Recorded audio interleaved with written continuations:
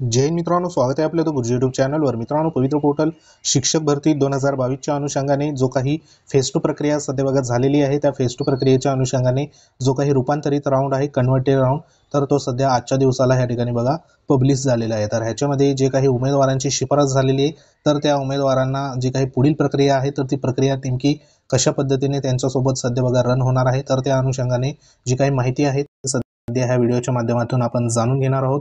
तत्पूर्वी तुम्ही जर आपल्या चॅनलवर नवीन असाल तर चॅनलला आवर्जून सबस्क्राइब करून घ्या, बाजूला बेल आयकॉन आहे त्याला देखील प्रेस करा। तर मित्रांनो, मागे देखील व्हिडिओच्या माध्यमातून सांगितलं होतं की जो काही रूपांतरित राऊंड आहे, कन्व्हर्टेड राऊंड, तर तो सध्या बघा होणार आहे आणि त्या अनुषंगाने ह्या ठिकाणी जी काही यादी आहे, तर ती यादी आजच्या दिवसाला इथं बघा प्रसिद्ध झाली।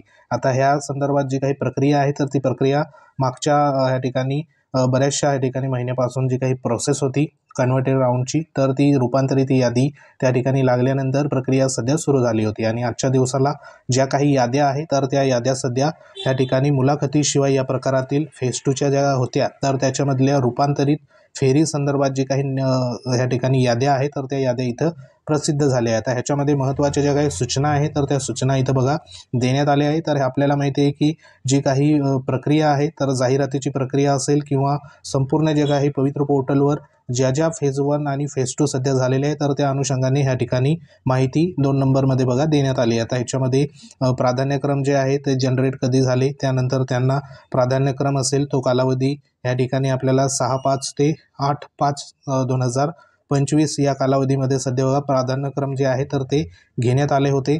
त्यानंतर उमेदवारांनी जे काही प्राधान्यक्रम आहे, तर ते प्राधान्यक्रम सध्या त्या ठिकाणी लॉक केले होते आणि ज्या संपूर्ण निवडी संदर्भात ज्या मुलाखती शिवाय या निवडीच्या प्रकारातील दिनांक 21/5/2025 रोजी जी शिफारस आहे, तर ती शिफारस त्या ठिकाणी करण्यात आली होती। त्यानंतर बघा ह्याच्यामध्ये ज्या काही 21/5/2025ला जी यादी सध्या प्रसिद्ध झाली होती, त्या यादीतील जे सर्वसाधारण गुणवत्ता यादीनंतर त्या सामाजिक प्रवर्गातील जे समांतर आरक्षणातील उर्वरित ज्या रिक्त जागा होत्या, तर त्या जागा सध्या या ठिकाणी त्या प्रवर्गातील सर्वसाधारण ज्या काही वेकेन्सीमध्ये त्या ठिकाणी कन्वर्ट झाले आहे आणि त्या वेकेन्सी सध्या इथं आलेल्या आहे। आता ह्याच्यामध्ये फक्त इथं सांगितल्याप्रमाणे जे काही माजी सैनिक पदं होती, तर ती पदं वगळून इथं जे काही पदं आहे, तर ती पदं त्या ठिकाणी आलेली आहे। आता ह्याच्यात जी सूचना आहे, तर ती 3 नंबरची सूचनेमध्ये इथं बघा स्पष्ट ते नमूद केलेलं आहे। इथं सांगितल्याप्रमाणे 21/5/2025 रोजी प्रसिद्ध झालेल्या सर्वसाधारण गुणवत्ता यादीनंतर त्या सामाजिक प्रवर्गाच्या समांतर आरक्षणातील उर्वरित रिक्त जागा त्याच्यामध्ये माजी सैनिक वगळून त्यांच्या प्रवर्गातील सर्वसाधारणमध्ये रूपांतरित करण्यात आल्या आहेत। म्हणजे ह्या ज्या जागा आहे, तर प्रत्येक प्रवर्गाच्या त्या प्रवर्गातील जी काही सर्वसाधारण ह्या ठिकाणी वेकेन्सी आहे, तर ती वेकेन्सी सध्या बघा सध्या इथं आलेली आहे। म्हणजे ज्या माजी सैनिक सोडून इतर जे काही समांतर आरक्षणाच्या वेकेन्सी सध्या राहून गेल्या होत्या, तर त्या वेकेन्सी त्या प्रवर्गाच्या सर्वसाधारणमध्ये इथं कन्वर्ट झाल्या आणि त्याच्यावर आधारावर जे काही पुढील प्रक्रिया आहे शिफारशीची, तर तिथं उमेदवारांची झाली आहे। आता ह्याच्यामध्ये नेमके कोणकोणते सध्या बघा या ठिकाणी समांतर आरक्षण विचारात घेण्यात आले होते, तर ह्या इथं सांगितल्याप्रमाणे 21/5/2025 रोजी प्रसिद्ध झालेली सर्वसाधारण गुणवत्ता यादीनंतर भूकंपग्रस्त या समांतर आरक्षणातील रिक्त जागा त्या संवर्गाच्या प्रकल्पग्रस्त प्रवर्गासाठी उपलब्ध करून देण्यात आले आहे। सदर जागाकरिता भूकंपग्रस्त व प्रकल्पग्रस्त या समांतर आरक्षणातील उमेदवारांना विचारात घेण्यात आलेले आहे। म्हणजे याच्यामध्ये जे काही भूकंपग्रस्त वेकेन्सी होत्या 21/5/2025 मध्ये ज्या आलेल्या भूकंपग्रस्त सध्या बघा वेकेन्सी होत्या, तर त्या वेकेन्सी इथं सांगितल्याप्रमाणे प्रकल्पग्रस्त जे काही प्रवर्ग आहे, तर त्या प्रवर्गांना त्या ठिकाणी उपलब्ध करून देण्यात आलेले आहे। म्हणजे ह्या वेकेन्सी ज्या आहे, तर ह्या भूकंपग्रस्त टू प्रकल्पग्रस्त अशा पद्धतीने इथं त्यांना कन्वर्ट ह्या झालेल्या आहे। आता ह्याच्यामध्ये स्थानिक स्वराज्य संस्थेअंतर्गत ज्या काही शाळातील उर्वरित रिक्त जागासाठी मुलाखतीशिवाय पदभरती या प्रकारांतर्गत उमेदवाराची गुणवत्तेनुसार निवडीसाठी शिफारस करण्यात आलेली आहे। सदर शिफारस करतेवेळी उमेदवारांना पोर्टलवर लॉक केलेले प्राधान्यक्रम या ठिकाणी व्यवस्थापननिहाय उर्वरित रिक्त पदाचा जे काही उपलब्ध आरक्षण असेल, समांतर आरक्षणासह अध्यापनाचा गट असेल, त्यानंतर माध्यम असेल, अध्यापनाचे उर्वरित विषय, शिक्षक अभियोग्यता आणि बुद्धिमत्ता चाचणीमध्ये उमेदवाराला प्राप्त असलेले गुण या सर्वांचा एकत्रित विचार करून जी काही शिफारस आहे, तर ती शिफारस इथं करण्यात आली आहे। म्हणजे जे उमेदवार आहे, तर त्या उमेदवारांचा संपूर्ण जो काही अध्यापनाचा गट असेल, माध्यम असेल, त्यानंतर जे तुमचे विषय असेल ते विषय आणि प्लस जी काही तुमची प्रवर्ग आहे तर त्या प्रवर्गामध्ये जर कन्वर्ट होऊन सध्या ज्या काही वेकेन्सी सर्वसाधारणमध्ये आल्या असेल तर ते विचारात घेऊन तुमचा जो काही एकत्रित टेट जो स्कोर आहे तो विचारात घेऊन ह्या ठिकाणी शिफारस सध्या बघा झालेली आहे. आता ज्या उमेदवारांची शिफारस झाली तर त्यांनी आपापल्या जे काही लॉग इनला सध्या बघा तुम्ही बघायचं आहे. त्यासाठी इथं जी काही प्रक्रिया आहे तर ती प्रक्रिया सध्या इथं सांगण्यात आली आहे. आपापलं अकाउंट जे असेल तर पवित्र पोर्टलवर तुम्ही लॉग इन करा आणि त्याच्यामध्ये जे काही सिलेक्ट इंटरव्ह्यू टाईप जो आहे तर ह्या ठिकाणी तुम्हाला जाऊन संबंधित जे काही ह्या ठिकाणी कन्व्हर्टेड राऊंड असेल तर ते सध्या निवडायचं आहे फेज 2 संदर्भात आणि त्याच्यामध्ये व्ह्यू रिकमेंडेशन जे असेल लिस्ट तर ती तुम्ही बघून घ्यायची आहे. तुमची शिफारस झाली असेल तर त्या ठिकाणी शिफारस झालेली जे काही व्यवस्थापन असेल तर ते तुम्हाला सध्या त्या ठिकाणी दिसणार आहे. तर आपापल्या पद्धतीने तुम्ही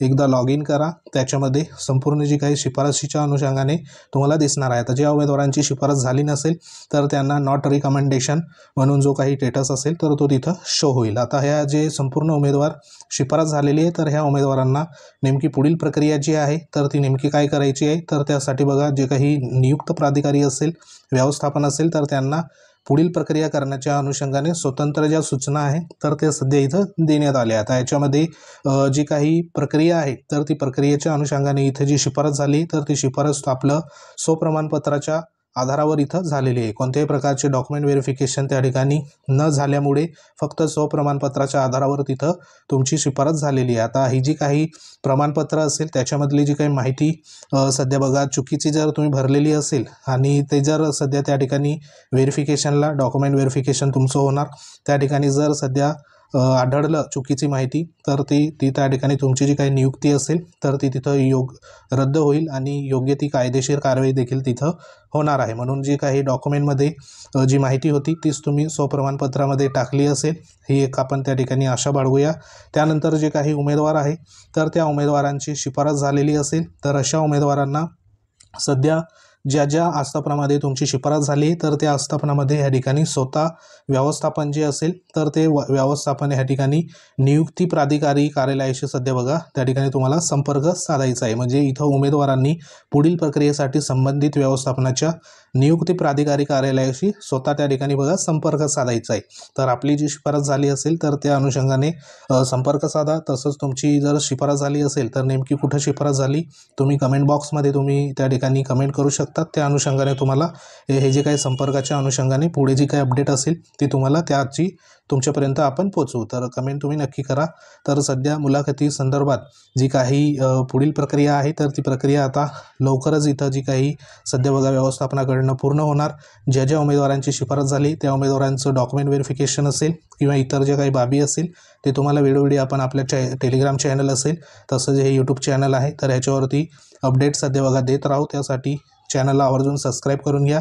आता ह्याच्यामध्ये संबंधित जे काही कन्व्हर्टेड राऊंड सध्या बघा इथं लागलेला आहे त्या अनुषंगाने निवडीबाबत जर तुम्हाला काही ह्याच्यामध्ये सध्या तक्रारी असेल तर त्या उमेदवारांनी संबंधित जो काही तक्रार निवारण व दुरुस्ती समिती आहे तर त्याच्याकडे जी तक्रार असेल तर ती देखील तुम्ही करू शकता. त्यासाठी पवित्र 2022 या ठिकाणी जो काही ईमेल ID देण्यात आला आहे तर ह्या ईमेल ID वरती तुम्हाला संबंधित जो काही पुराव्यासह आणि जो इथं एक नमुना दिलेला आहे अर्जाचा तर तो भरून तुम्ही तक्रार देखील ह्या ठिकाणी करू शकतात. आता प्रसिद्ध झाल्यापासून जवळपास 10 दिवसाची इथं मुदत देण्यात आली.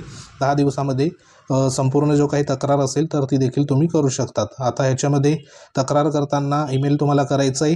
त्याच्यासाठी इथं जो काही महत्त्वाचा सध्या नमुना देण्यात आला आहे हा नमुना जो आहे तर तो आपला टेलिग्राम चॅनलवर अवेलेबल आहे. लिंक व्हिडिओच्या डिस्क्रिप्शनमध्ये. तर हे तुम्हाला प्रिंट करून ह्याच्यामध्ये माहिती भरून घ्यायची आहे. संबंधित मुलाखती संदर्भात जी काही तक्रारीच्या अनुषंगाने हा सध्या बघा इथं देण्यात आलेला आहे अर्जाचा नमुना. ह्याच्यामध्ये जी माहिती विचारली उमेदवाराचं नाव, टेट ID वगैरे, गुण हे संपूर्ण तुम्ही भरून घ्यायचं आहे आणि जी तक्रार असेल तर ती सध्या बघा इथं तुम्ही देऊ शकता. तर हे अर्ज आहे तर हा अर्ज तुम्हाला टेलिग्राम चॅनलवर अवेलेबल होईल. तसेच ज्या काही संपूर्ण ह्या ठिकाणी व्यवस्थापनाच्या ज्या काही निवडी संदर्भात याद्या आहे तर त्या देखील आपल्या टेलिग्राम चॅनलवर अवेलेबल आहे.